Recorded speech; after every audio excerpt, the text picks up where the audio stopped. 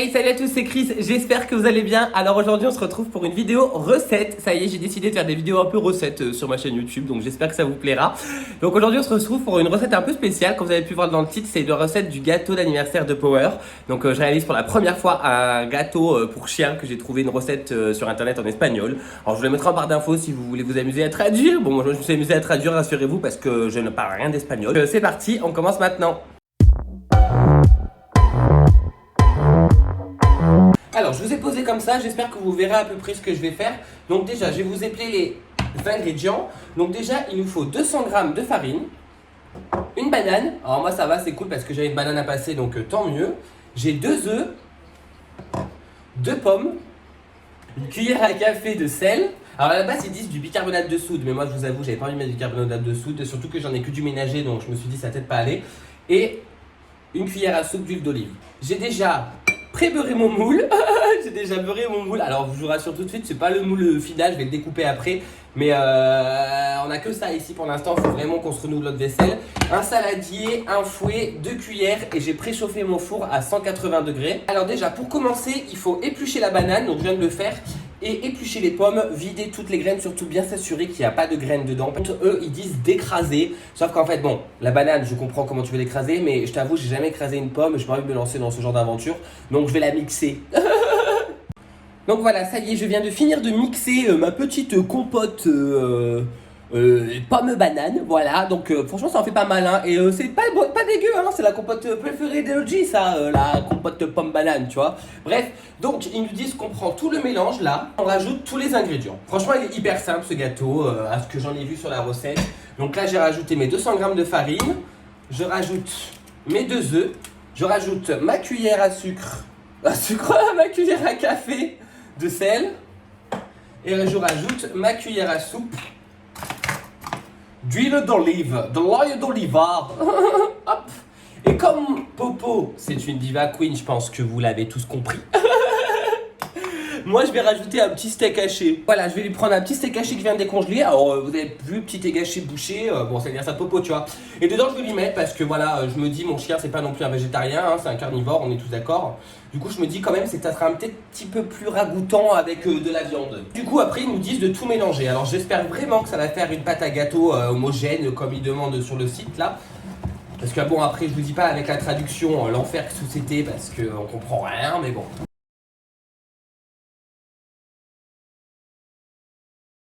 Ça fait une belle pâte à gâteau, hein, franchement. Bon, là, il y a le steak haché, donc du coup, ça fait un peu gremuleux avec la compotée. La compotée, c'est même pas une compote, c'est de la pomme mixée, de la banane mixée, donc tu vois, ça va.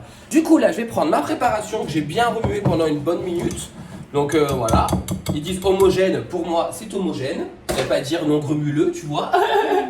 Donc du coup là je prends, alors je vous explique, ici c'est pas la maison des ustensiles de cuisine parce que je n'ai absolument rien ici parce qu'on s'est installé il y a un mois, tu vois, bref.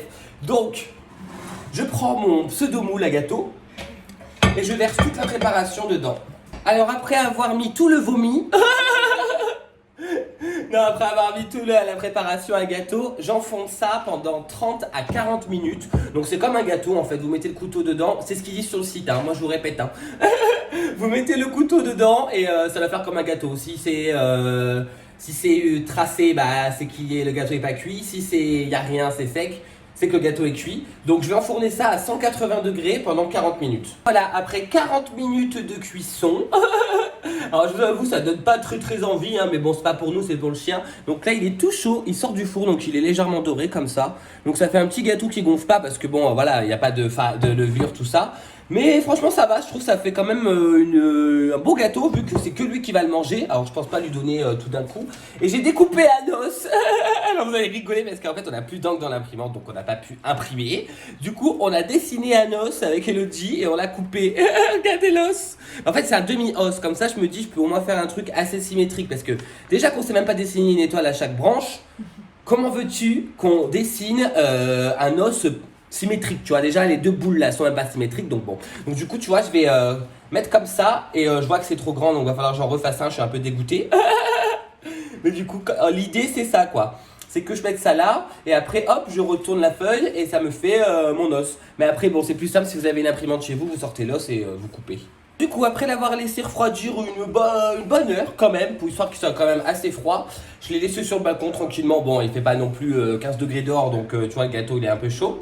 Donc du coup, ça y est, je vais faire mon découpage. Alors, j'ai pas redessiné d'os, donc on va bien rigoler encore ensemble, je pense. Parce que du coup, je vais faire à l'aveugle. Faire à l'aveugle. Alors, attends. Si je fais ça, on fait comme ça. On fait comme ça.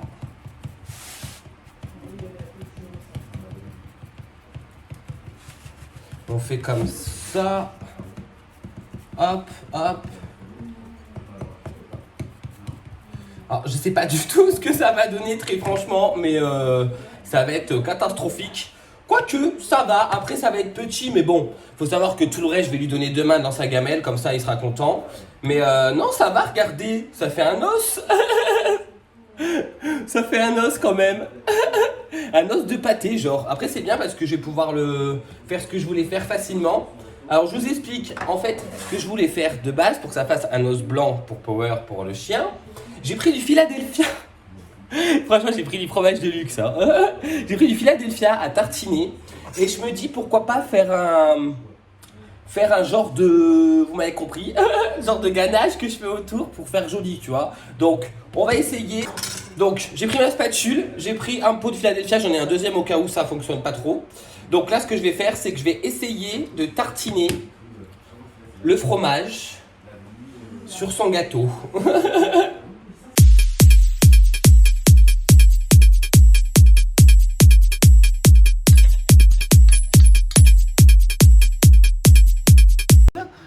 Hop, voilà le résultat, le gâteau de Power. Alors c'est pas parfait, ça je vous l'accorde, hein, ça y a pas de problème. Là le fromage en plus est en train de fondre, donc faut vite je le mette au frais.